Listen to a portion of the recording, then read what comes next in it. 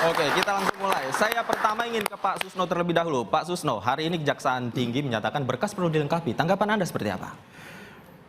Pertama, saya katakan bahwa jaksa telah melakukan tugasnya, yaitu meneliti berkas yang dikirim tahap pertama dan makan waktu lebih dari 1 minggu. Dia diberikan waktu 2 minggu. Berkas sudah kembali ke kepolisian. Penyidik Polri diberi waktu 1 minggu untuk mengembalikan berkas itu kepada penuntut umum dengan melengkapi apa kekurangannya. Saya karena berasal dari institusi Polri, di dalam darah saya mengalir Polri. Kalau dicoret, saya sangat cinta pada Polri. Sebagaimana Anda semua, seluruh warga negara Indonesia mencintai Polri. Kritikan-kritikan negatif sampai 90% itu saya terima bahwa itu tanda bukti Anda cinta pada Polri. Tidak mungkin negeri ini tanpa Polri. Sekarang mari kita perbaiki. Kesempatan ini saya nyatakan juga bahwa jangan ada dugaan negatif tentang mengulur waktu bahwa Polri ingin menang karena perkara itu gugur. Tidak mungkin. Kenapa tidak mungkin? Perkara ini sudah sedemikian terbuka. Seluruh rakyat Indonesia, seluruh pengamat, seluruh stasiun televisi, seluruh medsos menunjukkan perhatiannya kepada perkara Peggy. Mana mungkin mau main kejar-kejar waktu. Tidak mungkin. Tidak akan berani. Tidak mungkin dan tidak akan berani. Dan tidak akan sempat. Tidak akan sempat. Kalau satu lagi, kalau memang ada di tubuh Polri, entah level apa, level penyidik yang berpikiran seperti itu, berarti dia picik. Dia tidak membaca situasi. Ditahan sampai picik ya. Nah, saya bertanya ke Pak Edi. Pak Edi, menurut Anda 7 hari ini cukup untuk Polri? Sementara kemarin pada pra-peradilan juga yang pertama tidak hadir. Ya, saya kira memang kalau seperti apa yang disampaikan Pak Susno, memang di dalam pra-peradilan memang kalau misalnya tidak datang, saya kira memang itu hal yang biasa. Ya, itu tidaklah merupakan suatu kalau tidak datang berarti ada masalah kan nih. Tidak demikian saya kira ya. Karena kenapa? Karena memang ini juga kita lihat nanti dijawab. Pengajuan berkas juga saya kira sangat bersamaan ya. Tentu ini juga saya kira ada alasannya kenapa sampai Polda Jawa Barat kemarin tidak hadir. Tapi bukan berarti untuk, kalau kami melihat ya, bukan berarti untuk mengulur waktu, tidak ya. Saya kira memang diberikan waktu seminggu, kemudian ada seminggu kemudian akan hadir ya. Dan saya yakin dengan adanya pemberian waktu minggu depan, dan kami yakin sekali Polda akan hadir untuk hadir ya. Baik, Polda akan hadir. Saya catat sampai di situ. Saya ke Pak Muhtar. Pak Muhtar juga informasinya tadi Anda mengatakan bahwa sempat ke Polda Jawa Barat ya, begitu ya. Nah, bagaimana hasilnya tadi? Tadi memang kami sekitar jam 10 lah ya, jam 10 kita datang ke Polda Jawa Barat karena mendengar berita bahwa ayahnya Peggy, Pak Rudi itu mau menjenguk Peggy karena kebetulan kan hari Kamis itu hari besuk. Nah, itu informasinya dihalang-halangi oleh penjaga tahti. Nah, siapa yang menghalangi? Ya, penjaga yang di sana. Yang gitu ya, saya tidak bisa sebut namanya lah, yang jelas kan penjaga di sana. Sehingga kita ambil kebijakan bahwa karena memang kebetulan juga ada ibunya Peggy yang mau besuk kan itu. Ayo kita sama-sama pertanyakan apa yang menjadi atau apa penyebab daripada niatan mereka menghalangi orang tuanya untuk besuk ke Peggy. Nah, gitu. Jadi ternyata tadi dia si penjaga itu bilang bahwa karena penyidiknya lagi di luar dan lain sebagainya. Nah, apa yang Anda lakukan? Ya, kita berkoordinasi dengan pihak penjaga bahwa ini adalah hak daripada orang tua untuk menjenguk anaknya gitu ya, yang memang lagi ditahan kan. Jadi kita minta jangan sampai ada upaya-upaya dari pihak kepolisian daerah Jawa Barat dari unsur manapun untuk melakukan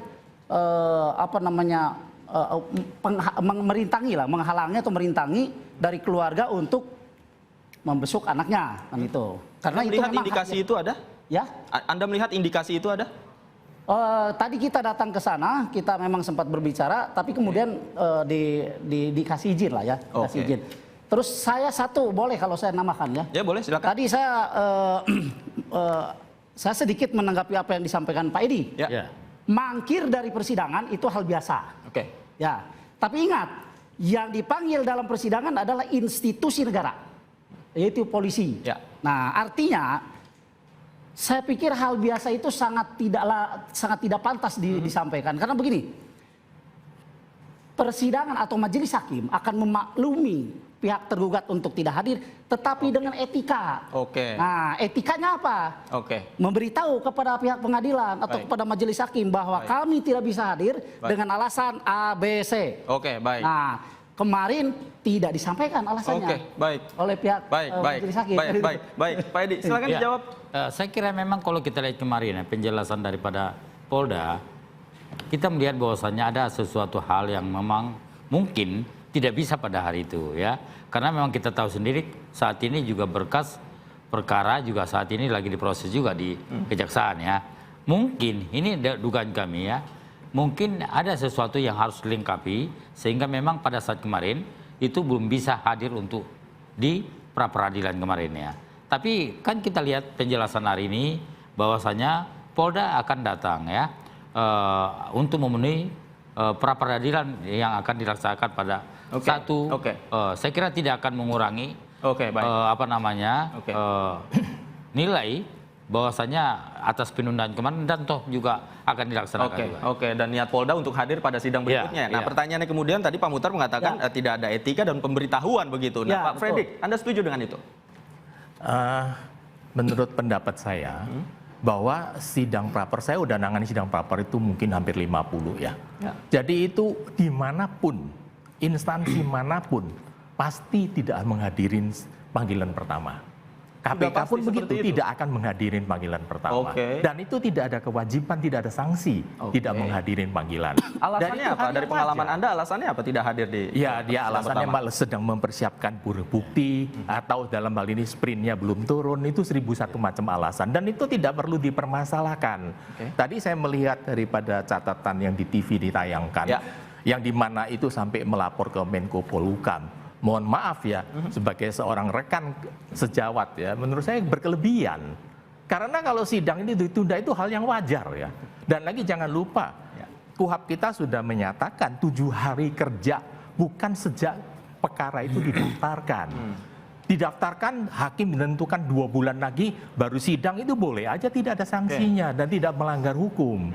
7 hari kerja itu adalah sidang praper kalau sudah mulai sidang. Tapi tadi kata Pak Muhtar itu tidak ada etikanya karena tidak memberitahukan. Ya, saya rasa ya, terus terang saya tidak tahu apakah ada pemberitahuan atau tidak. Biasanya itu cukup per telepon kasih tahu pada telepon kan juga pemberitahuan kan? Iya, mungkin loh ya, saya juga nggak ngerti ya. Tapi menurut saya Polda, Polda Jabar terutama ya kan, itu institusi besar ya. Tidak mungkin dia lalai. Mungkin dia ada telepon atau per WA saya tidak bisa hadir, mungkin loh ya. Tapi saya nggak tahu. Kalau memang tidak hadir ya silakan tanya sama Polda. Kami tidak bisa berkomentar. Tidak mungkin lalai, Pak Muhtar. Jadi gini, kalau Pak Yunadi menyampaikan bahwa institusi manapun pasti kan begitu ya, pada persidangan pertama tidak hadir, itu saya bilang hanya pendapat pribadi saja. Karena kalau kita berbicara tentang aturan, bahwa majelis hakim atau pengadilan telah memanggil pihak tergugat dengan patut, maka wajiblah dia menghadiri panggilan tersebut. Apalagi panggilan ini ditujukan kepada institusi Polri yang notabene ini adalah institusi negara.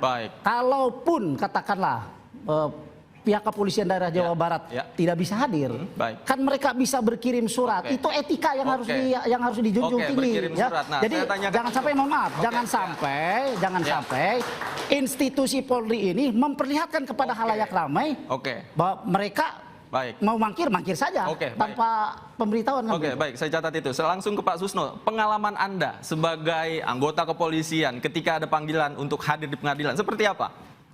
Kalau soal pra peradilan tidak hadir, saya sependapat itu sering ya. Bukan hanya Polri, Polda, Baris-Krim pun sering, Kejaksaan juga sering, KPK juga sering. Bukan pasti tapi sering. Yang jadi masalah itu hanya ditunggu 45 menit, belum datang. Nah, itu saja masalahnya. Nah, belum datangnya ini, apakah suratnya itu nyangkut di tata usahanya pengadilan? Apakah Polda salah telepon? Mungkin 081 telepon hakimnya itu ketulis 180, nggak nyambung-nyambung sampai 7 kali sehingga nggak disampaikan. Jadi alasan teknis lebih banyak ya? Bisa mungkin salah nomor, salah sambung, kan lagu dangdut aja kan ada salah sambung itu. Nah, terus itulah, tapi kita sangat senang tadi sudah menyatakan katanya yang mewakili Polda Jabar adalah jubirnya Polda Jabar itu Humas. Kami akan menghadiri. Nah, mudah-mudahan ke depan akarnya itu dicoret, hadir. Kenapa? Aku bangga dengan adik-adikku kalau dia hadir. Kenapa? Kita yakin dia akan membuka ini loh alat buktinya. Nanti mohon Inyus syuting juga di situ. Nah, sehingga terbuka ke publik. Oke, hadir saja. Kenapa? Dalam pra-peradilan itu untuk adik-adik ketahui, karena adik-adik calon penegak hukum semua ya, tidak ada yang kalah pihak ini, tidak ada yang menang. Yang menang itu adalah kebenaran. Ya, mengapa? Kalau seandainya Polda Jabar didefinisikan kalah tanda petik, itu bukan kalah sebenarnya. Tapi bersyukur hasil kerjanya dikoreksi, ada kekeliruan, sehingga mereka akan masuk jurang di stop. Seandainya pihak penggugat pun yang kalah tanda petik, syukur alhamdulillah. Kenapa? Ternyata anggapan saya keliru, ada yang membenarkan.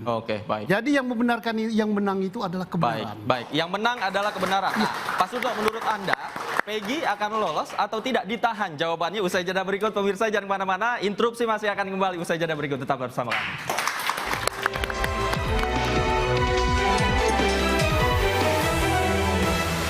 Hasil penelitian tim jaksa pada tanggal 24 Juni 2024, tim jaksa peneliti sudah mengirimkan pemberitahuan bahwa hasil penyidikan belum lengkap kepada rekan-rekan penyidik Polda Jabar. Berkas masih belum lengkap, terdapat kekurangan material dan formil. Tadi saya utang pertanyaan kepada Pak Susno. Tadi saya bertanya, prediksi Anda, dugaan Anda, apakah Peggy akan menang di pra-peradilan? Baik, saya sama saja dengan kita yang di sini. Saya memang mantan polisi yang sudah pensiun, dan saya tidak berada di dalam. Yang saya amati adalah apa yang terangkat ke permukaan melalui media. Itu. Kalau berdasarkan pengamatan yang ada di media, maka saya khawatir gugatan ini dikabulkan. Instansi saya, termasuk saya, berada pada posisi kalah tanda petik. Tapi berbahagia dan gembira bahwa hasil pekerjaan dikoreksi. Mengapa kalah? Pertama, kalau seandainya alat buktinya hanya saksi. Kita di ruangan ini lebih dari 20. Kita bisa mengatakan warna ini merah. Ditanya di luar apa warnanya? Merah. Kompak kita, tapi kompak dalam kebohongan. Maka keterangan saksi yang sedemikian banyak tanpa didukung alat bukti lain itu lemah sekali. Apalagi keterangan saksi itu bertentangan satu sama lain. Ini bertentangan. Ada yang mengatakan kenal Peggy, ada yang mengatakan tidak, ada yang mengatakan Peggy pelaku, ada yang mengatakan tidak. Berarti saksi ini, ya hakim pra-peradilan harus menggugurkan ini. Terkecuali ya, dan itu harapan saya, karena di dada saya ini masih Polri Tolen gitu. Sampai hari ini saya masih makan dan hidup dari Polri, dan Polri itu milik kita bersama. Kita berharap Polri telah benar bekerja, telah terkumpul 2 alat bukti. Apa? Misalnya ada sidik jari Peggy yang ditangkap ini ditemukan pada barang bukti. Ada hasil laborat darah. Di baju Peggy ada darah Vina, ada darah si Eki. Ada sperma Peggy nempel di tubuh Oke, baik. Vina. Nah, ada CCTV yang katanya belum dibuka, yang merekam bahwa Peggy ada di situ. Maka ini mutlak tidak bisa dibantah. Oke. Tapi kalau itu nggak ada, dan itu bukan harapan saya udah berdoa ini, Oke, ya Allah, baik. mudah-mudahan itu ada. Oke, oke, baik. Mudah-mudahan itu ada. Pak Fredrik, tanggapan Anda? Ya, kalau saya menilai upaya permohonan mengajukan pra-pra itu adalah upaya setiap orang.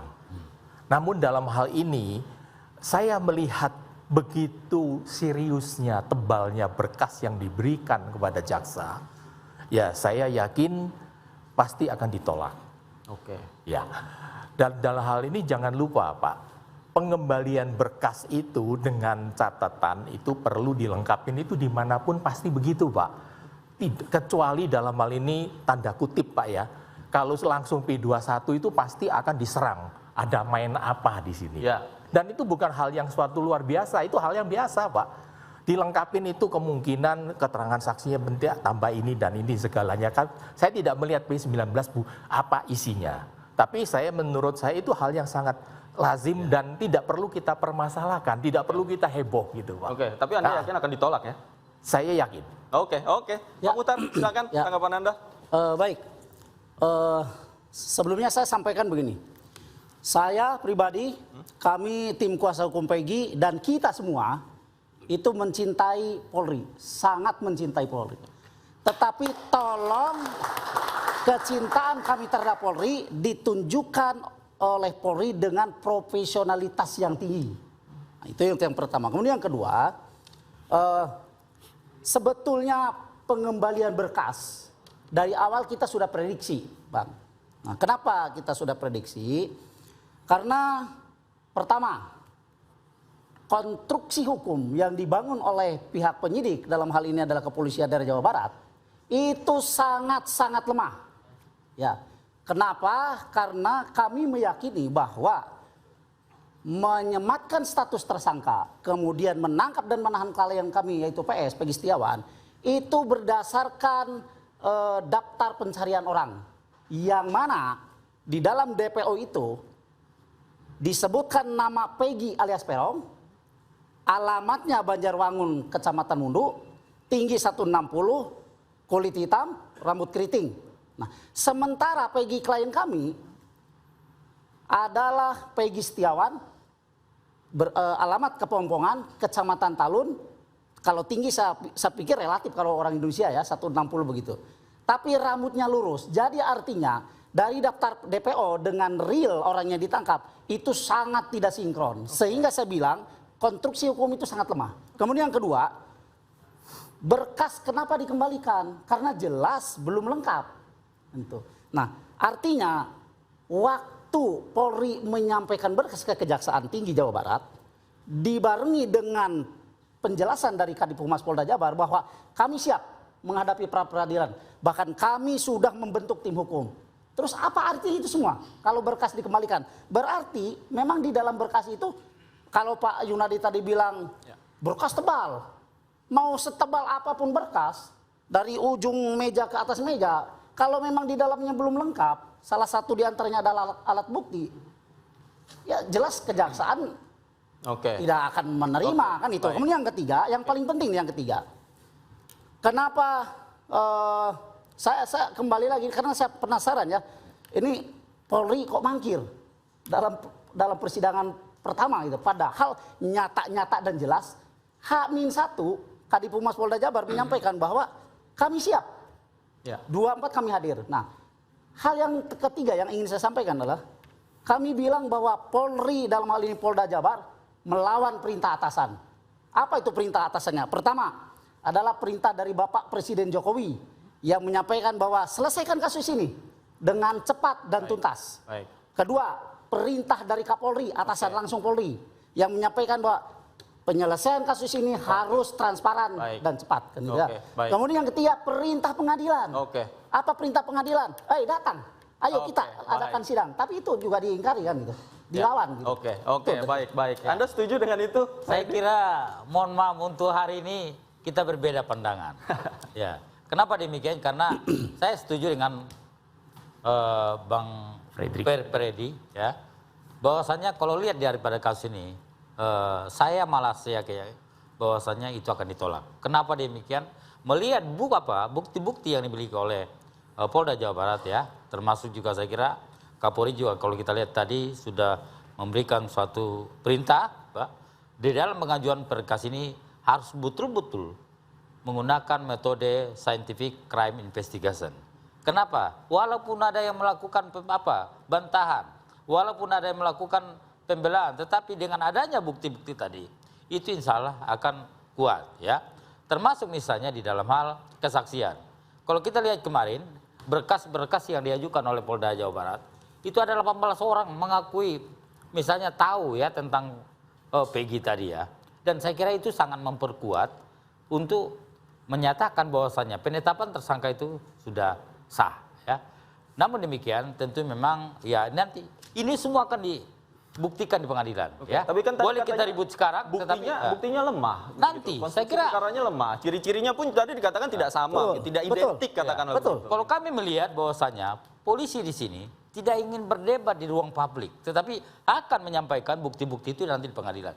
Kita lihat saja nanti apa yang menjadi hasil. Ya, silakan. Instruksi. Ya, silakan. Saya sependapat. Ada tapinya? Tidak. Oh, tidak. Yang ditangkap itu betul 1000%. Jadi polisi tidak salah. Peggy. Kenapa harus dicari bukti KTP, harus dicari bukti sidik jari, harus dicari bukti saksi untuk menuduh atau untuk menentukan dia Peggy? Nggak perlu. Ibunya sendiri mengatakan ini Peggy Setiawan. Terus bapaknya mengatakan Peggy Setiawan. Sekolahnya mengatakan Peggy Setiawan. Udah 1000%. Persoalannya adalah apakah Peggy Setiawan ini adalah Peggy Setiawan yang di DPO. Yang di DPO alamatnya Kecamatan A. Peggy yang ditangkap Kecamatan B. Yang ini Peggy Setiawan, yang ini Peggy Perong. Nah, jadi yang ini rambut keriting, yang ini rambut lurus. Ya siapa tahu rambutnya dia pergi ke salon pakai sampo model baru jadi begitu kan?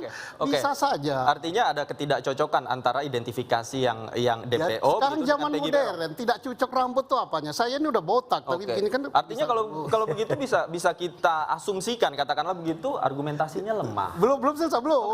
Silakan. Belum. Itu kan baru tentang Peggy. Ya. Berarti silakan dinilai. Nah yang kedua, apakah Peggy yang ditangkap ini adalah pelaku apa bukan? Yang sudah diajukan oleh penyidik, oleh junior-junior saya itu adalah saksi. Nah saksi bagaimana kondisinya sudah saya sampaikan tadi. Saling bertentangan. Tetapi jangan senang dulu saling bertentangan ini bahwa itu gugur. Siapa tahu besok dibuka di almari besi atau almari Polda Jabar ini loh. Rekaman CCTV-nya. Ini loh hasil laboratnya. Kita kan nggak tahu ini. Baik. Itu taktik kesebelasan U23 saja disembunyikan. Baik. Apakah 3-2-1, apakah 1-1. Ini baik. sama. Baik. Pak Fredrik, singkat saja tanggapan Anda. Ya, menurut saya satu hal. Ya, penyidik itu tidak akan memberikan bukti materialnya kepada PH, termasuk saya. Saya waktu membela orang, saya mati-matian minta, dia bilang nanti kamu baca di waktu sidang. Tidak akan memberitahukan kita. Dan itu merupakan wewenang daripada penyidik. Tidak ada bocoran. Iya. Dan bagaimana seperti rekan Edi ya namanya, maaf ya. Pak Muhtar. Oh Pak Muhtar, maaf. Rekan Muhtar dia mengatakan bahwa apa yang disajikan itu kurang bukti dan sebagainya. Saya waktu jadi PH, saya juga begitu. Wah penyidik nggak benar, penuntut umum nggak benar, pasti kita akan mencari kelemahannya. Tetapi kan fakta nanti akan dibuktikan. Jadi bila suatu ketika prapernya ditolak permohonannya, ya hadapin aja Pak, buktikan satu-satu dibantah Pak. Tidak perlu kecil hati gitu Pak. Dan jangan lupa satu hal Pak yang saya beritahukan. Andai kata praper ini dikabulkan, sprindik kedua keluarin lagi Pak, sama aja kan Pak, nggak akan beda, di mana-mana itu begitu Pak. Jadi nggak perlu senang-senang gitu Pak. Polanya sama Pak? Sama Pak, begitu itu Pak. Ya jadi itu semua sama Pak. Sprindik baru nanti orangnya dibalik depan ke belakang, belakang ke depan, pasalnya dirobah sedikit, udah sprindik dua, langsung lagi keluar lagi, tangkap lagi kan Pak, sama Pak. Jadi suatu hal Pak yang kita cari itu adalah kebenaran fakta material Pak. Jadi kita bukan melihat formilnya Pak. Biar rame dikit. Oke, Pak Suso ditahan dulu ya, ditahan dulu karena kita harus break nih. Bapak-bapak, usai jeda kita lanjutkan kembali. Pemirsa, interupsi masih akan kembali usai jeda berikut. Jangan kemana-mana. Sesuai judulnya.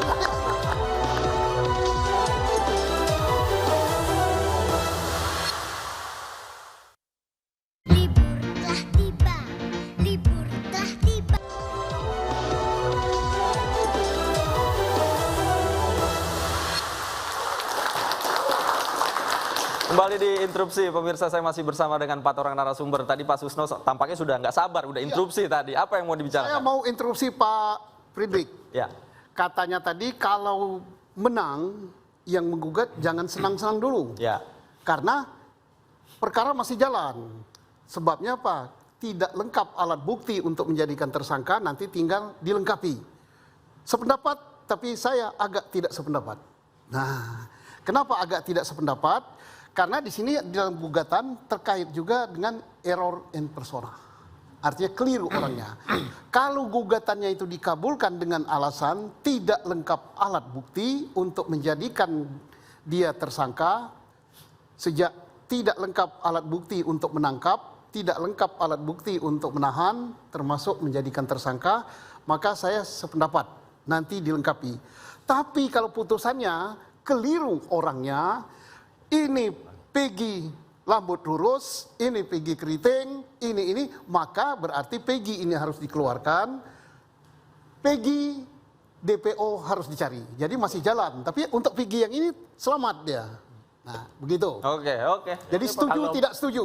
Ya. Setuju, tapi juga tidak setuju. Tidak setuju. Terima kasih Pak Susno, mohon izin.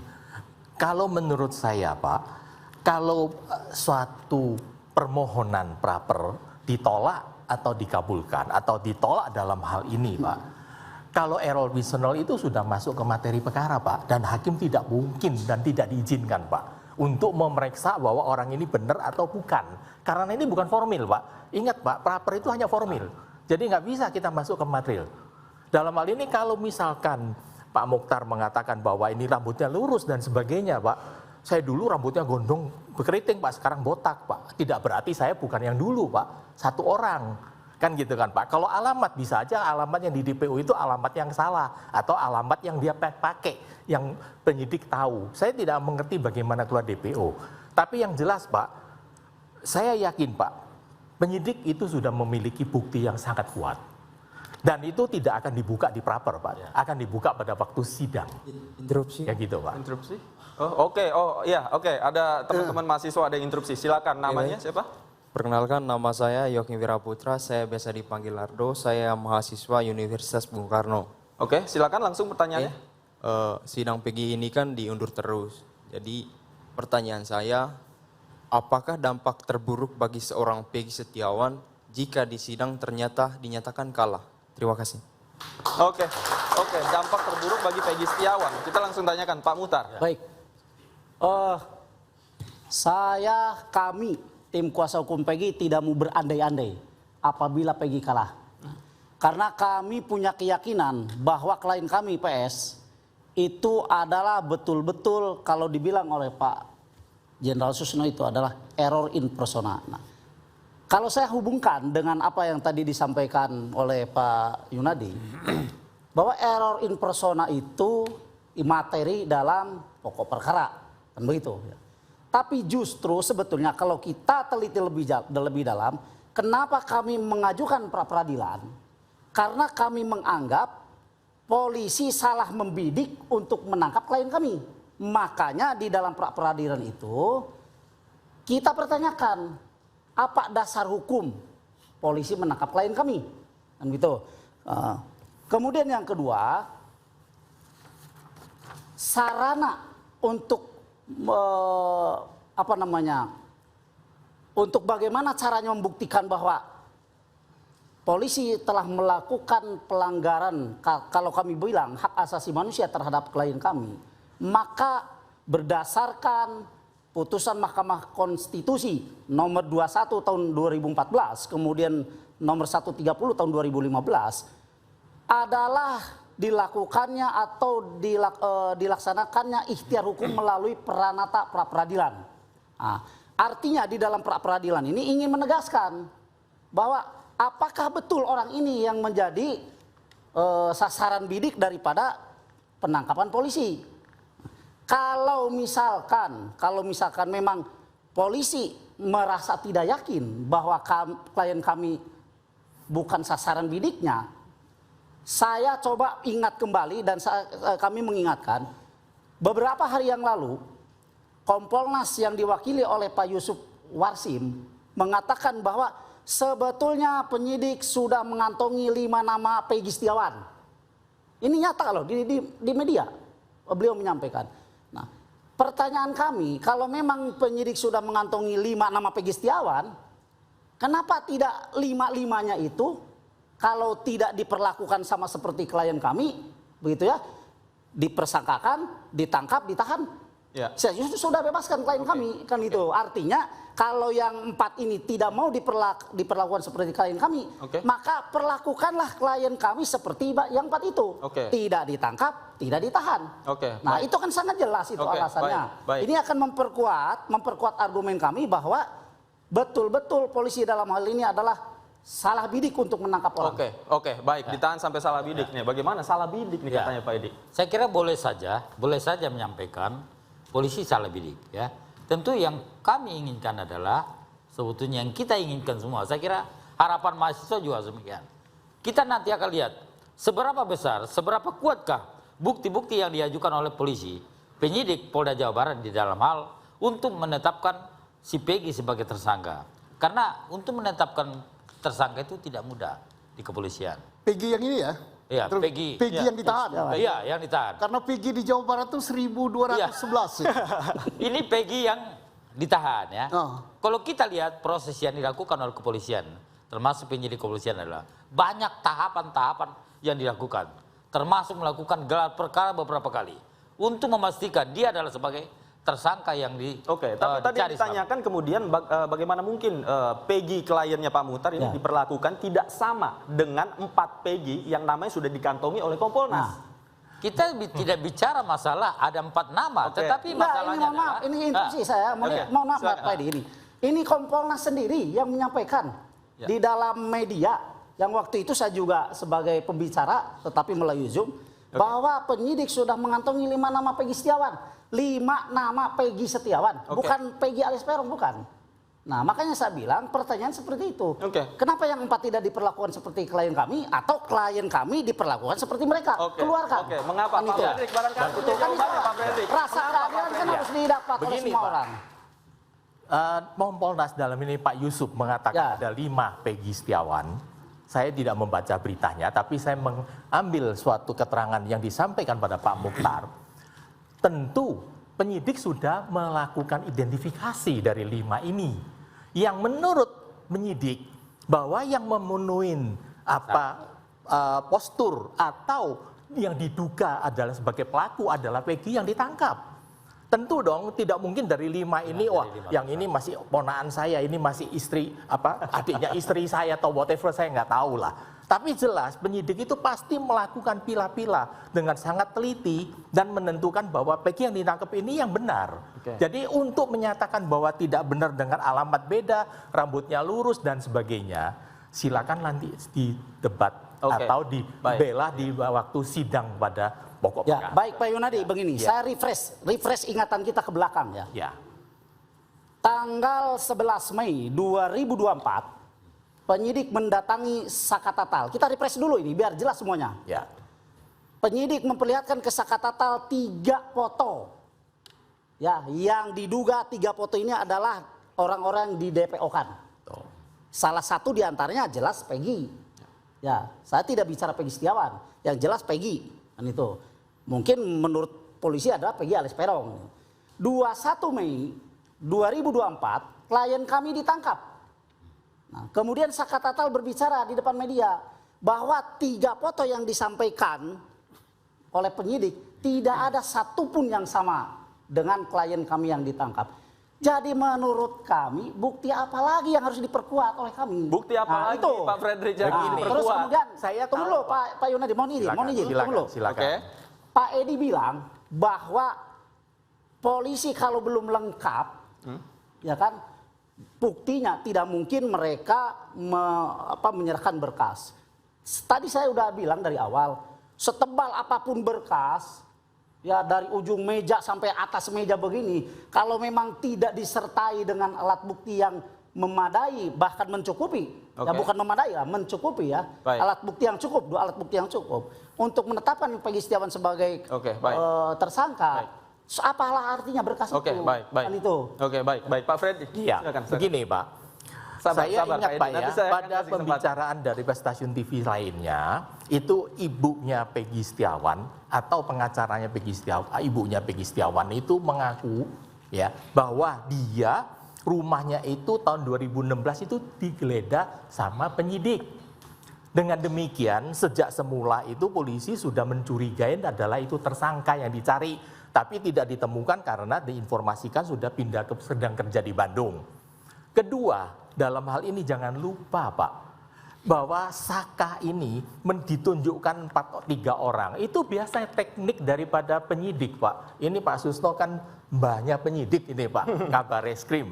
Biasanya itu kan dia memancing. Apakah ini dia? Apakah ini handphone yang kamu hilang? Padahal ini handphone saya Pak. Mancing, oh iya Pak ini punya saya, kamu bohong. Kira-kira begitu, mohon izin Pak ya. Itu contoh, itu teknik Pak. Menurut saya itu bukan.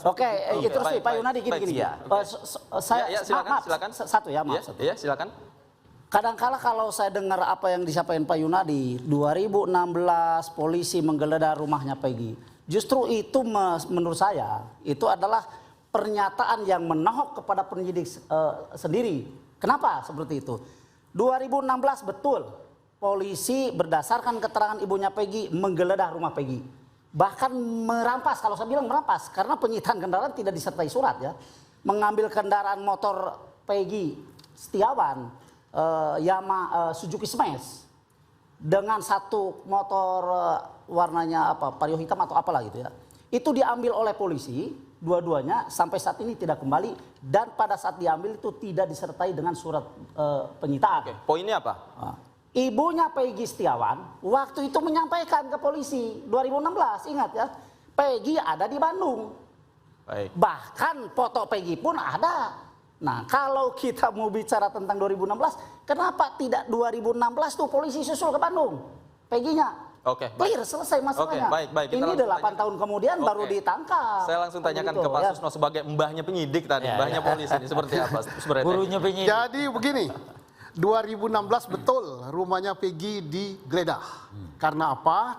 Kasus terbunuhnya Vina dan Eki itu diduga sebagai perang antar geng motor. Diduga si Peggy ini sebagai geng motor, langsung digeledah rumahnya. Ternyata yang anggota geng motor itu bukan si Peggy, justru si Eki yang korban. Disitulah ditemukan jaket ecstasy ya. Ecstasy. Kemudian disitalah sepeda motor Peggy.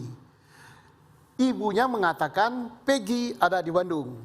Ditemukan foto yang dilihatkan oleh Kadip Humas. Diambillah foto itu, foto tahun 2015 waktu di Mantenan.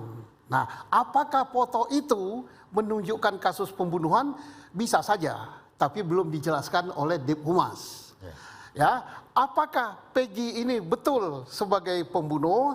Apakah DPO itu dipandang juga sebagai strategi?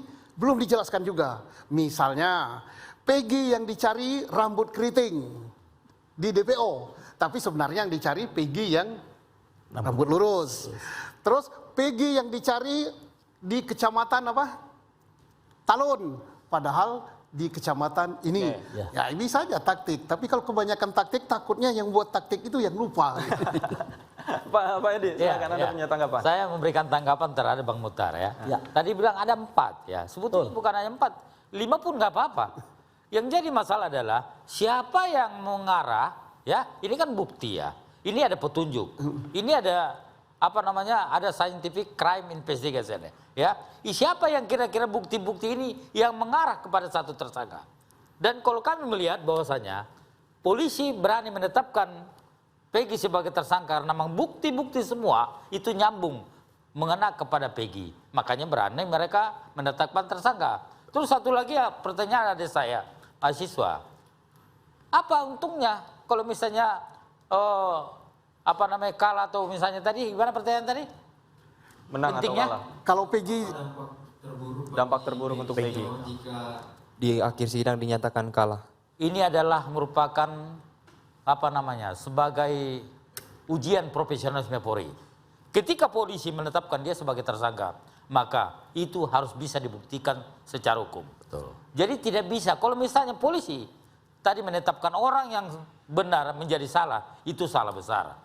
Tapi ketika polisi misalnya menetapkan dia sebagai tersangka, maka polisi harus bisa membuktikan semua bukti-bukti itu harus mengarah kepada si tersangka. Oke, saya sebentar. Ditahan dulu Bapak-bapak, ditahan dulu. Lagi-lagi saya harus mohon maaf karena waktu kita terbatas. Pemirsa jangan kemana-mana, diskusi panas kita akan kita lanjutkan usai jeda berikut. Tetaplah di Interupsi. Pas mau berakhir.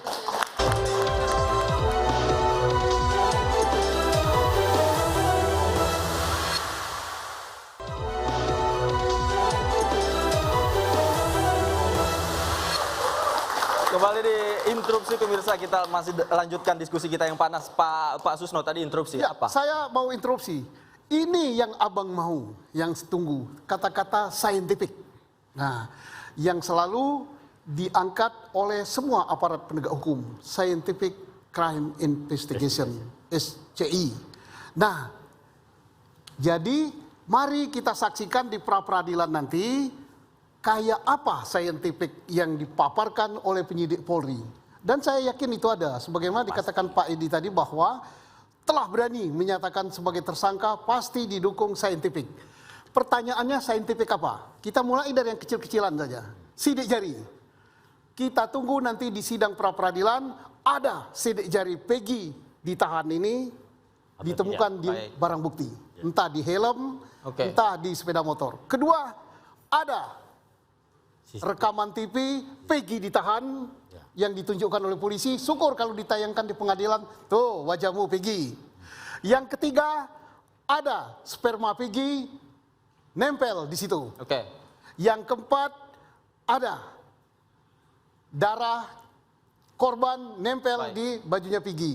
Yang kelima kita berharap juga ada HP-nya Peggy yang disita, yang dibuka menunjukkan Peggy berada di sebelum kejadian, saat kejadian, setelah kejadian, ada di BTS terdekat. BTS itu bukan GPS ya. BTS itu tiang. Baik. Kalau itu ada, itu. Baik, kita sudah catat. Ada 5 poin. Pak Edi, silakan. Ya, memang itulah yang menjadi dasar ketika polisi menetapkan seseorang menjadi tersangka. Semua bukti itu harus mengarah semuanya. Ya. Tidak bisa kalau misalnya satu saja yang tidak mengarah, itu berarti ada masalah. Ya, artinya termasuk scientific crime investigation harus mengarah. Termasuk misalnya BTS tadi, dibilang Bang Susno, itu kan kemarin ada pengakuan bahwasanya tidak berada di Bandung dan sebagainya. Ya, nah, sekarang kita lihat dari pembicaraan telepon, handphone itu ada di mana saat kejadian, itu juga akan membuktikan. Ya, kemudian juga termasuk darah, saya kira juga menjadi apa? Itu yang kita harap. Ya, itu yang kita harapkan ya. Termasuk satu lagi. Ada dijelaskan gitu. yang menjadi apa yang dipertanyakan publik. Singkat saja Pak Susno. Yang tolong dijelaskan yang ditanya-tanya foto. Artinya ada 6 hal. Semua itu harus bisa dijawab oleh penyidik Polda Jawa Barat. Dengan sehingga dia berani menetapkan Peggy sebagai baik. Pak Fredrik silakan. Menurut saya Pak, penyidik itu sudah melengkapi sedemikian rupa. Karena ini sudah atensi Presiden, atensi Kapolri. Jadi bukan main-main lagi. Dan dia tidak mungkin berani dalam hal ini mempertaruhkan jabatan maupun yang dipertaruhkan bukan hanya penyidik loh. Mungkin satu direktoratnya itu kena semua, Kapoldanya juga bisa kena semua. Marwah Polri, termasuk marwah pensiunan ini. Dan saya yakin itu semuanya sudah dilengkapi karena tidak mungkin dibuka. Berarti sidang itu akan dibuka satu persatu dan saya yakin itu. Karena Polri itu profesional, ya bukan ecek-ecek. Bukan ecek-ecek, Polri profesional. Kita tunggu tanggal 1. Pak Muhtar silakan. Baik. Kita tunggu aja lah. Ada di segmen terakhir ini ada 4 poin yang ingin saya sampaikan. Pertama, bahwa bukti harus mengarah. Betul. Bukti itu tidak boleh sembarangan. Tidak boleh ngawur ke sana, ngawur ke sini. Tidak boleh ngawur ke kanan, ke kiri. Harus mengarah. Yang kedua? Kemudian yang kedua, yang disampaikan Pak Yunadi bahwa Kapolri sudah memberikan atensi yang begitu besar terhadap kasus ini. Jadi bapak-bapak polisi yang ada di Polda Jawa Barat yang menangani masalah ini, taati itu perintah daripada Kapolri. Ya, selesaikan kasus ini dengan cepat dan transparan. Kemudian yang ketiga, saya sedikit ya mengulang. Sedikit yang saja, singkat. bahwa 3 foto tadi yang dilihatkan oleh penyidik itu salah satunya Tata Sakal menyampaikan wajahnya putih, kupingnya berlubang. Peggy yang yang ditangkap, klien kami tidak seperti itu. Yang terakhir saya kasih kesempatan. Tunggu. Sedikit lagi. Tadi dari adik mahasiswa menyampaikan bagaimana kalau Peggy kalah. Saya sampaikan kalau Peggy kalah berarti kejahatan terhadap penegakan hukum di negeri ini untuk mendistribusikan rasa keadilan kepada seluruh lapisan masyarakat hancur sudah. Terima kasih. Waktu kita sudah habis. Waktu kita sudah habis, Bapak-bapak. 5 detik. Silakan 5 detik. Silakan. Polda Jabar mohon jaga nama baik karena saya mantan Kapolda Jabar. Terima kasih.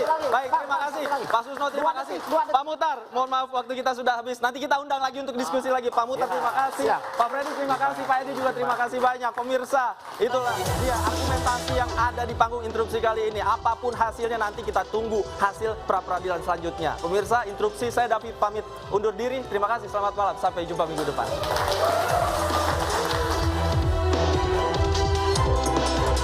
Hasil penelitian tim jaksa pada tanggal 24 Juni 2024, tim jaksa peneliti sudah mengirimkan pemberitahuan bahwa hasil penyidikan belum lengkap kepada rekan-rekan penyidik Polda Jabar. Karena berkas masih belum lengkap, terdapat kekurangan material dan formil. Tadi saya utang pertanyaan kepada Pak Susno. Tadi saya bertanya, prediksi Anda, dugaan Anda, apakah Peggy akan menang di pra-peradilan? Baik, saya sama saja dengan kita yang di sini. Saya memang mantan polisi yang sudah pensiun, dan saya tidak berada di dalam. Yang saya amati adalah apa yang terangkat ke permukaan melalui media. Itu.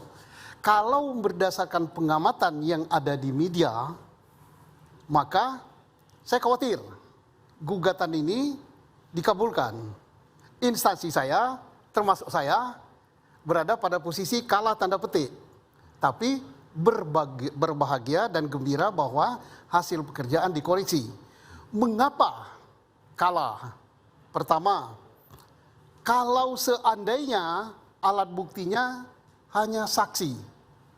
Kita di ruangan ini lebih dari 20. Kita bisa mengatakan warna ini merah. Ditanya di luar apa warnanya? Merah.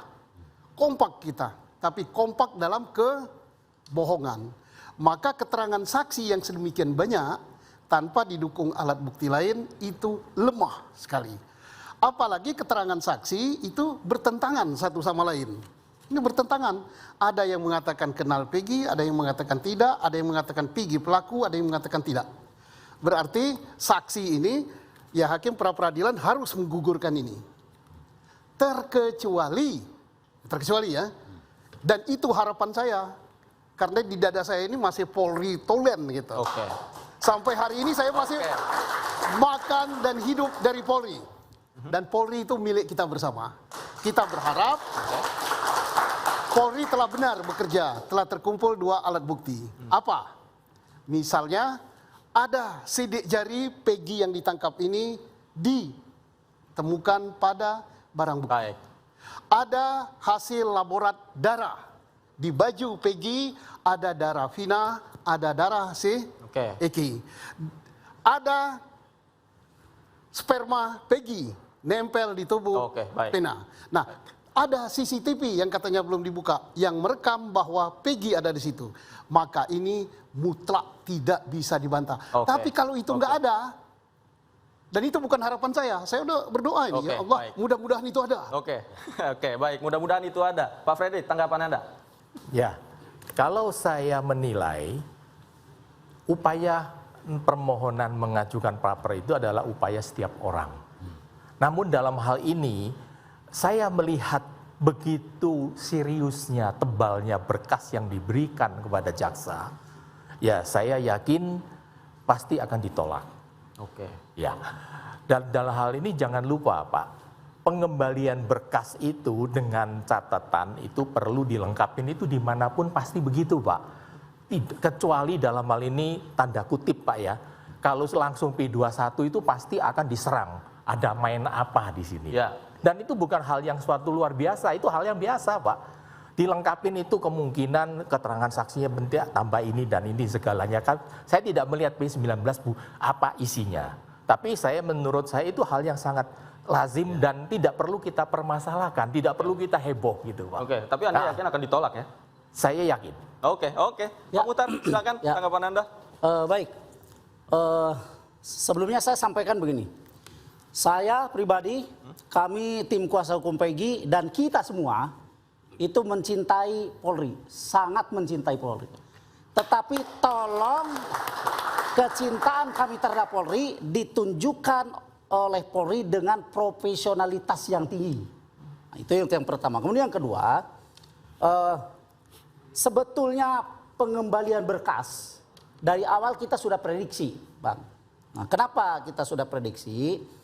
Karena pertama, konstruksi hukum yang dibangun oleh pihak penyidik dalam hal ini adalah kepolisian daerah Jawa Barat itu sangat-sangat lemah. Ya, kenapa? Karena kami meyakini bahwa menyematkan status tersangka, kemudian menangkap dan menahan klien kami yaitu PS, Peggy Setiawan, itu berdasarkan daftar pencarian orang, yang mana di dalam DPO itu disebutkan nama Peggy alias Peron, alamatnya Banjarwangun, Kecamatan Mundu, tinggi 160, kulit hitam, rambut keriting. Nah, sementara Peggy klien kami adalah Peggy Setiawan, alamat Kepompongan, Kecamatan Talun. Kalau tinggi saya pikir relatif kalau orang Indonesia ya 160 begitu. Tapi rambutnya lurus. Jadi artinya dari daftar DPO dengan real orangnya ditangkap itu sangat tidak sinkron. Sehingga saya bilang konstruksi hukum itu sangat lemah. Kemudian yang kedua, berkas kenapa dikembalikan? Karena jelas belum lengkap.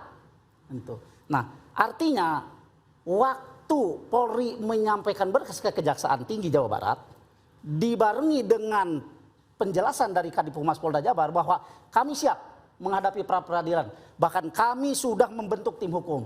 Terus apa arti itu semua? Kalau berkas dikembalikan, berarti memang di dalam berkas itu kalau Pak Yunadi tadi bilang berkas tebal, mau setebal apapun berkas dari ujung meja ke atas meja, kalau memang di dalamnya belum lengkap, salah satu diantaranya adalah alat bukti, ya jelas kejaksaan tidak akan menerima kan itu. Baik. Kemudian yang ketiga, yang paling penting yang ketiga, kenapa saya kembali lagi karena saya penasaran ya, ini Polri kok mangkir dalam persidangan pertama gitu. Padahal nyata dan jelas H-1 Kadif Humas Polda Jabar menyampaikan bahwa kami siap.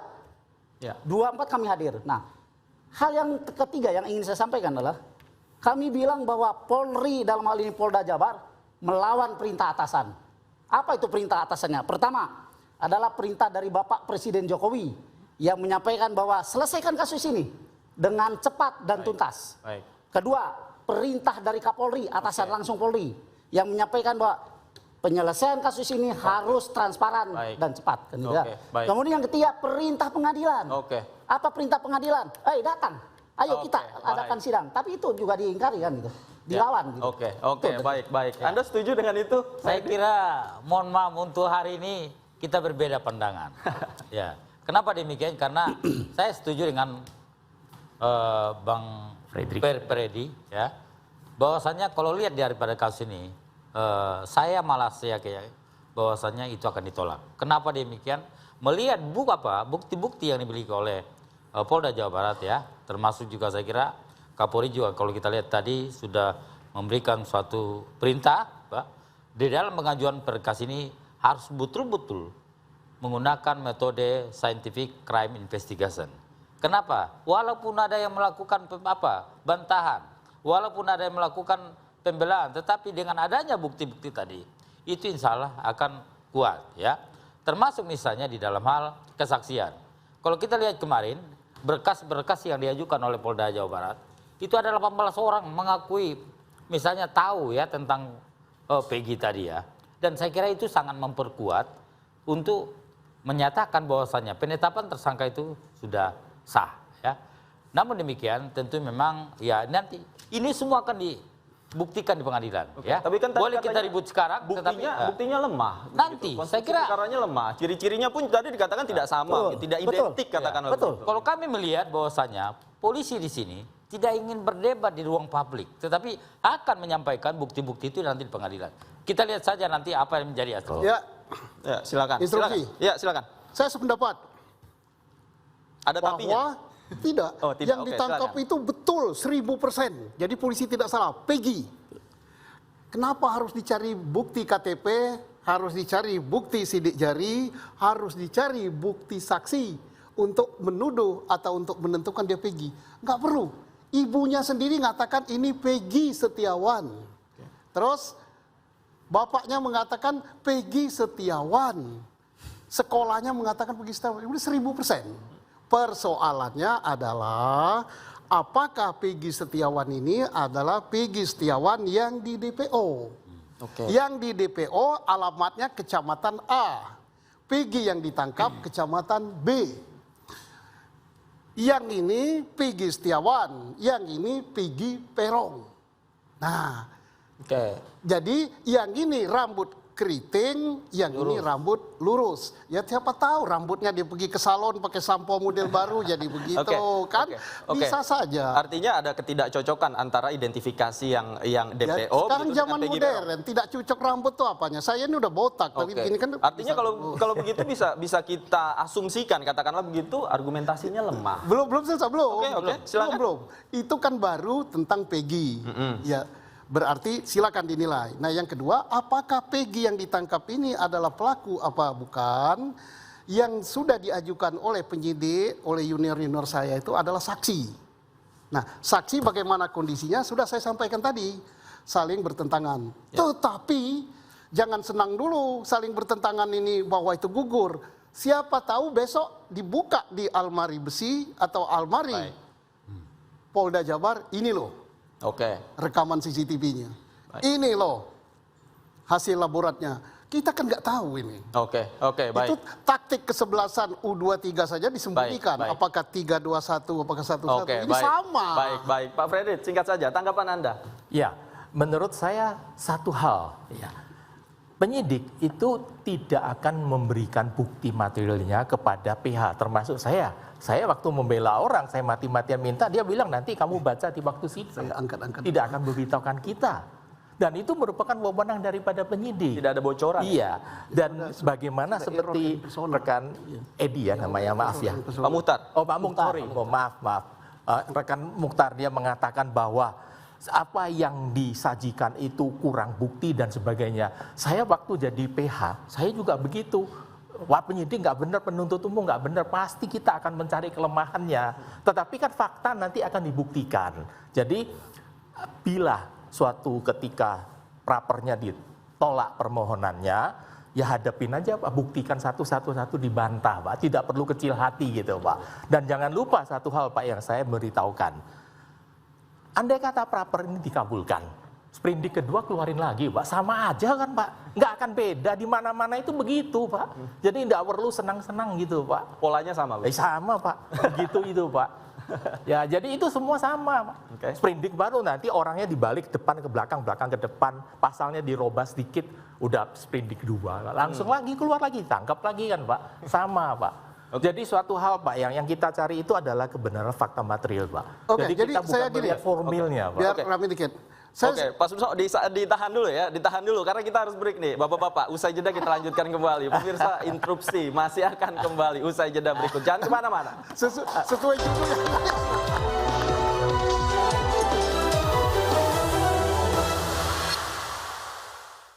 Kembali di interupsi, pemirsa, saya masih bersama dengan 4 orang narasumber. Tadi Pak Susno tampaknya sudah nggak sabar, udah interupsi tadi. Apa yang mau dibicarakan? Saya mau interupsi Pak Fredrik. Ya.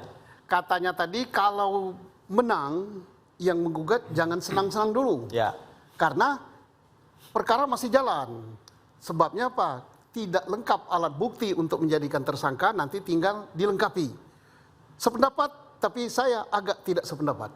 Nah, kenapa agak tidak sependapat? Karena di sini dalam gugatan terkait juga dengan error in persona. Artinya keliru orangnya. Kalau gugatannya itu dikabulkan dengan alasan tidak lengkap alat bukti untuk menjadikan dia tersangka, sejak tidak lengkap alat bukti untuk menangkap, tidak lengkap alat bukti untuk menahan, termasuk menjadikan tersangka, maka saya sependapat nanti dilengkapi. Tapi kalau putusannya keliru orangnya, ini Peggy rambut lurus, ini Peggy keriting, ini, maka berarti Peggy ini harus dikeluarkan, Peggy DPO harus dicari. Jadi masih jalan, tapi untuk Peggy yang ini selamat dia. Nah, begitu. Oke. Jadi setuju, tidak setuju? Ya. Setuju, tapi juga tidak setuju. Tidak setuju. Terima kasih Pak Susno, mohon izin. Kalau menurut saya Pak, kalau suatu permohonan praper ditolak atau dikabulkan atau ditolak dalam hal ini Pak, kalau error personal itu sudah masuk ke materi perkara Pak, dan hakim tidak mungkin dan tidak diizinkan Pak untuk memeriksa bahwa orang ini benar atau bukan. Karena ini bukan formil Pak. Ingat Pak, praper itu hanya formil. Jadi nggak bisa kita masuk ke material. Dalam hal ini kalau misalkan Pak Mokhtar mengatakan bahwa ini rambutnya lurus dan sebagainya Pak, saya dulu rambutnya gondong berkeriting Pak, sekarang botak Pak. Tidak berarti saya bukan yang dulu Pak, satu orang. Kan gitu kan Pak. Kalau alamat bisa aja alamat yang di DPO itu alamat yang salah atau alamat yang dia pakai, yang penyidik tahu. Saya tidak mengerti bagaimana keluar DPO. Tapi yang jelas Pak, saya yakin Pak, penyidik itu sudah memiliki bukti yang sangat kuat. Dan itu tidak akan dibuka di praper Pak, akan dibuka pada waktu sidang. Interupsi. Ya gitu Pak. Interupsi? Oke. Ada teman-teman mahasiswa ada yang interupsi. Silakan, namanya siapa? Perkenalkan, nama saya Yogi Wiraputra, saya biasa dipanggil Ardo, saya mahasiswa Universitas Bung Karno. Oke, silakan langsung pertanyaannya. Sidang Peggy ini kan diundur terus. Jadi pertanyaan saya, apakah dampak terburuk bagi seorang Peggy Setiawan jika di sidang ternyata dinyatakan kalah? Terima kasih. Oke. Dampak terburuk bagi Peggy Setiawan. Kita langsung tanyakan Pak Muhtar. Baik. Kami tim kuasa hukum Peggy tidak mau berandai-andai apabila Peggy kalah. Karena kami punya keyakinan bahwa klien kami PS itu adalah betul-betul kalau dibilang oleh Pak Jenderal Susno itu adalah error in persona. Nah, kalau saya hubungkan dengan apa yang tadi disampaikan oleh Pak Yunadi, bahwa error in persona itu materi dalam pokok perkara, kan begitu. Tapi justru sebetulnya kalau kita teliti lebih dalam, kenapa kami mengajukan pra peradilan? Karena kami menganggap polisi salah membidik untuk menangkap klien kami. Makanya di dalam pra peradilan itu kita pertanyakan apa dasar hukum polisi menangkap klien kami, kan gitu. Kemudian yang kedua, sarana untuk untuk bagaimana caranya membuktikan bahwa polisi telah melakukan pelanggaran, kalau kami bilang hak asasi manusia terhadap klien kami, maka berdasarkan putusan Mahkamah Konstitusi nomor 21 tahun 2014, kemudian nomor 130 tahun 2015, adalah dilakukannya atau dilaksanakannya ikhtiar hukum melalui peranata pra peradilan. Nah, artinya di dalam pra peradilan ini ingin menegaskan bahwa apakah betul orang ini yang menjadi sasaran bidik daripada penangkapan polisi. Kalau misalkan memang polisi merasa tidak yakin bahwa klien kami bukan sasaran bidiknya, saya coba ingat kembali dan kami mengingatkan beberapa hari yang lalu Kompolnas yang diwakili oleh Pak Yusuf Warsim mengatakan bahwa sebetulnya penyidik sudah mengantongi 5 nama Peggy Setiawan. Ini nyata loh di media beliau menyampaikan. Nah, pertanyaan kami, kalau memang penyidik sudah mengantongi 5 nama Peggy Setiawan, kenapa tidak 5-5-nya itu kalau tidak diperlakukan sama seperti klien kami, begitu ya, dipersangkakan, ditangkap, ditahan, Ya. Saya justru sudah bebaskan klien kami, kan itu. Artinya kalau yang 4 ini tidak mau diperlakukan seperti klien kami, maka perlakukanlah klien kami seperti yang 4 itu. Tidak ditangkap, tidak ditahan. Nah, itu kan sangat jelas itu alasannya. Baik. Ini akan memperkuat argumen kami bahwa betul-betul polisi dalam hal ini adalah salah bidik untuk menangkap orang. Baik. Ditahan sampai salah bidik nih. Bagaimana salah bidik nih katanya Pak Edi? Saya kira boleh saja menyampaikan polisi salah bidik ya. Tentu yang kami inginkan adalah sebetulnya yang kita inginkan semua. Saya kira harapan mahasiswa juga demikian. Kita nanti akan lihat seberapa besar, seberapa kuatkah bukti-bukti yang diajukan oleh polisi, penyidik Polda Jawa Barat di dalam hal untuk menetapkan si Peggy sebagai tersangka.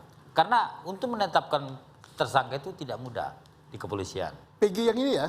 Iya, Peggy. Peggy yang ditahan. Iya, yang ditahan. Karena Peggy di Jawa Barat itu 1211. Ini Peggy yang ditahan ya.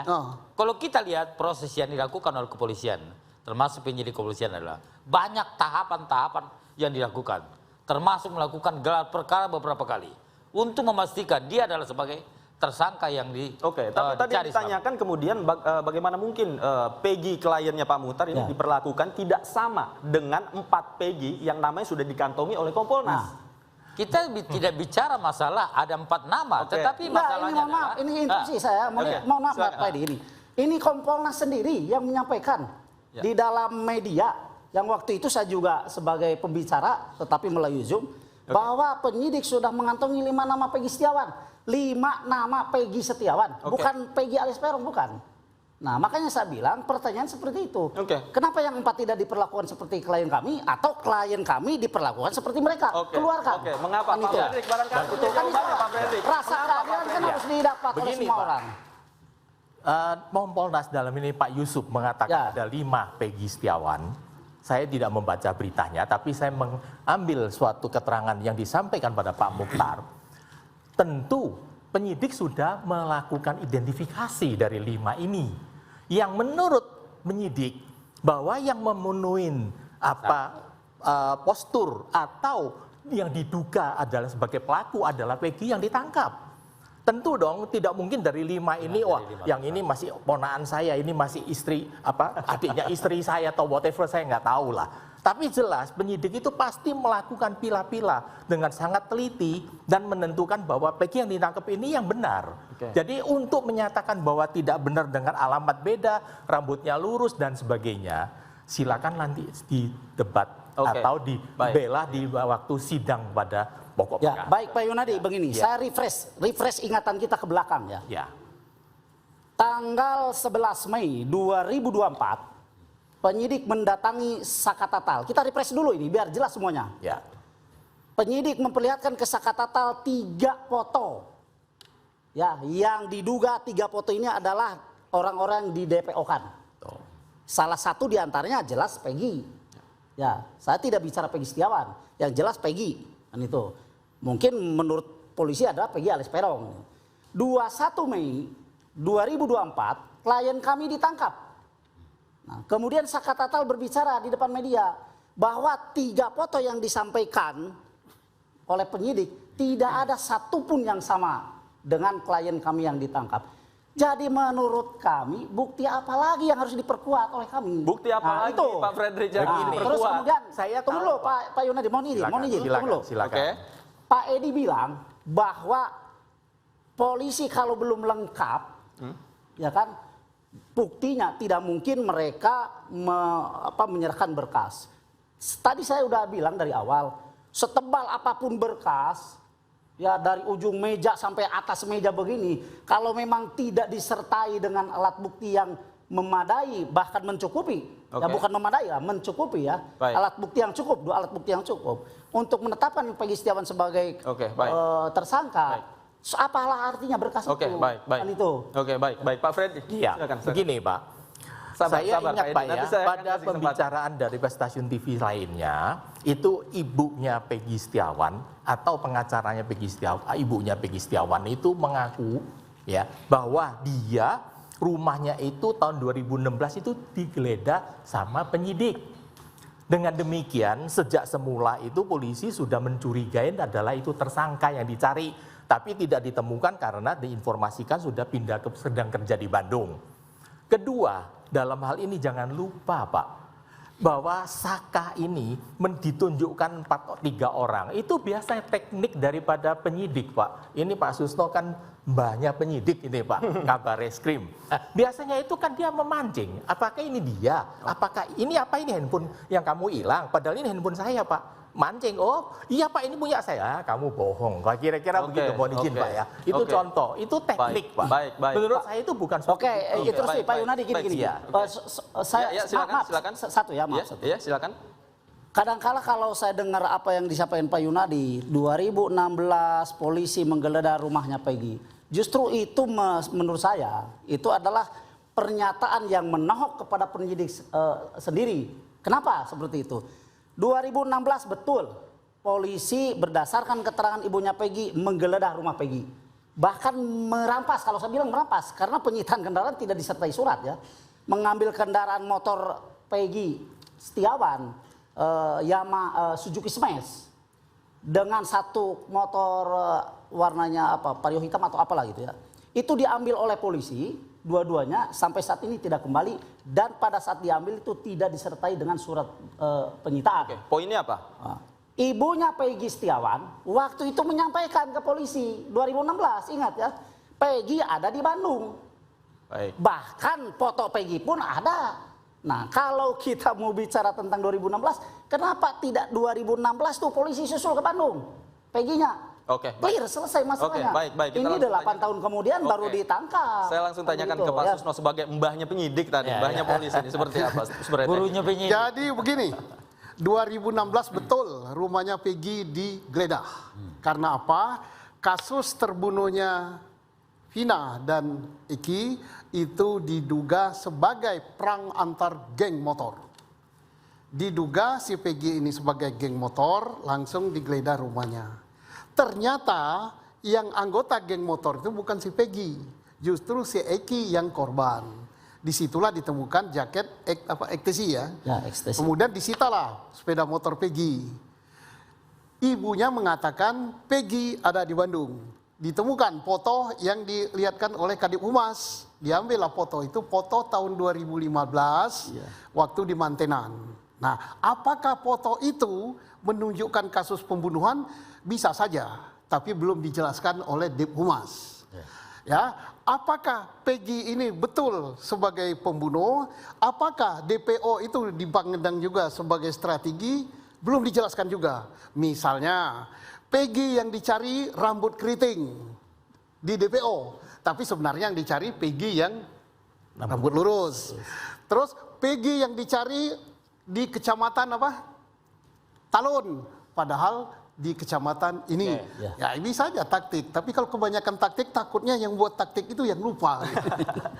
Pak Edi, silakan Anda punya tanggapan. Saya memberikan tanggapan terhadap Bang Muhtar ya. Tadi bilang ada 4 ya, sebetulnya bukan hanya 4, 5 pun nggak apa-apa. Yang jadi masalah adalah siapa yang mengarah ya, ini kan bukti ya, ini ada petunjuk, ini ada ada scientific crime investigation ya. Siapa yang kira-kira bukti-bukti ini yang mengarah kepada satu tersangka. Dan kalau kami melihat bahwasanya polisi berani menetapkan Peggy sebagai tersangka karena memang bukti-bukti semua itu nyambung mengena kepada Peggy. Makanya berani mereka menetapkan tersangka. Terus satu lagi ya, pertanyaan ada saya, mahasiswa. Apa untungnya kalau misalnya kalah atau misalnya tadi, gimana pertanyaan tadi? Menang pentingnya, atau kalah? Kalau Peggy dampak terburuk untuk Peggy. Di akhir sidang dinyatakan kalah. ini adalah merupakan sebagai ujian profesionalisme Polri. Ketika polisi menetapkan dia sebagai tersangka, maka itu harus bisa dibuktikan secara hukum. Betul. Jadi tidak bisa kalau misalnya polisi tadi menetapkan orang yang benar menjadi salah, itu salah besar. Tapi ketika polisi misalnya menetapkan dia sebagai tersangka, maka polisi harus bisa membuktikan semua bukti-bukti itu harus mengarah kepada si tersangka. Oke, saya sebentar. Ditahan dulu Bapak-bapak, ditahan dulu. Lagi-lagi saya harus mohon maaf karena waktu kita terbatas. Pemirsa jangan kemana-mana, diskusi panas kita akan kita lanjutkan usai jeda berikut. Tetaplah di Interupsi. Pas mau berakhir.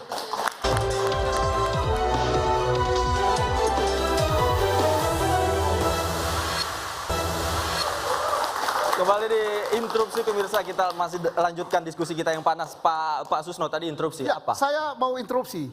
Ini yang abang mau, yang tunggu, kata-kata scientific.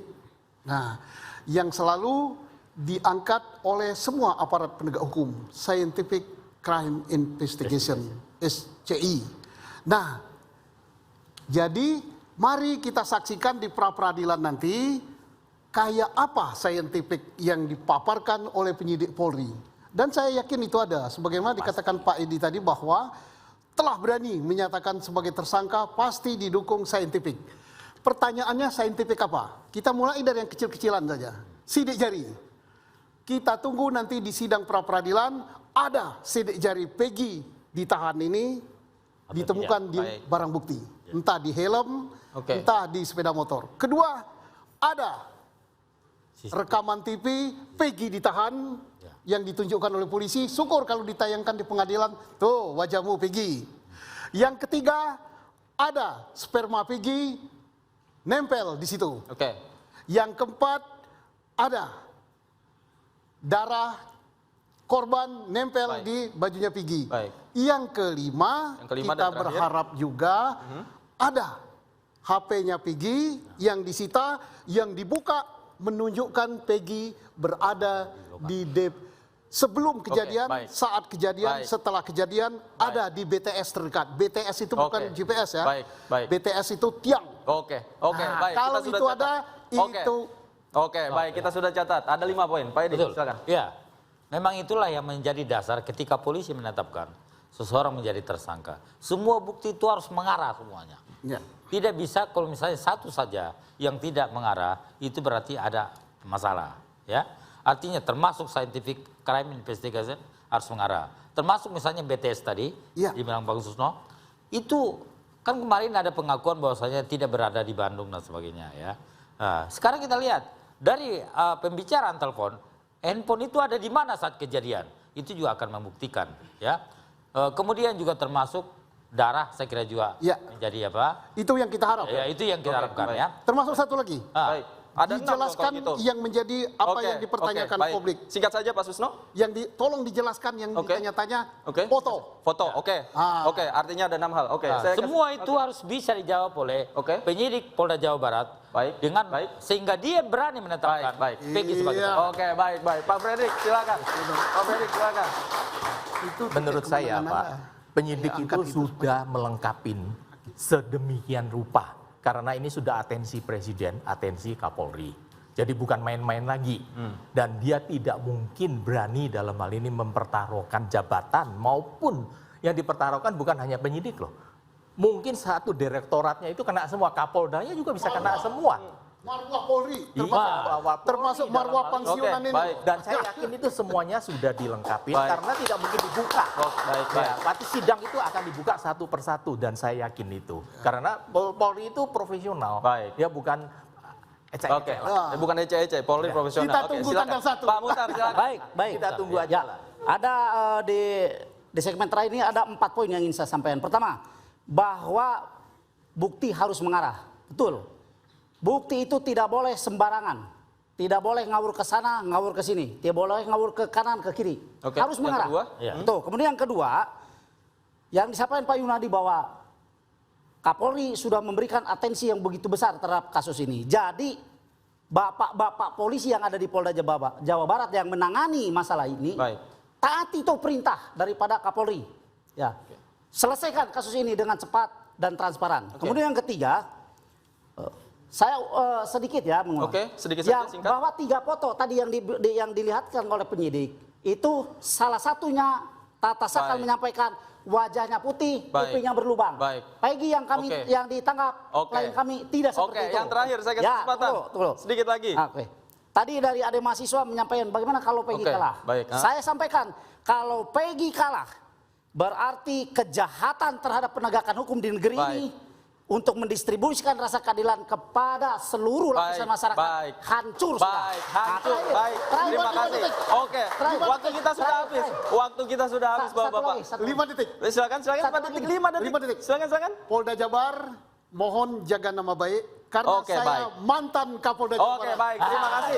Baik, terima kasih. Pak Susno, terima kasih. Pak Muhtar, mohon maaf waktu kita sudah habis. Nanti kita undang lagi untuk diskusi lagi. Pak Muhtar, terima kasih. Pak Freddy, terima kasih. Pak Edi juga terima kasih banyak. Pemirsa, itulah dia argumentasi yang ada di panggung interupsi kali ini. Apapun hasilnya nanti kita tunggu hasil pra-peradilan selanjutnya. Pemirsa, interupsi saya David pamit undur diri. Terima kasih, selamat malam. Sampai jumpa minggu depan.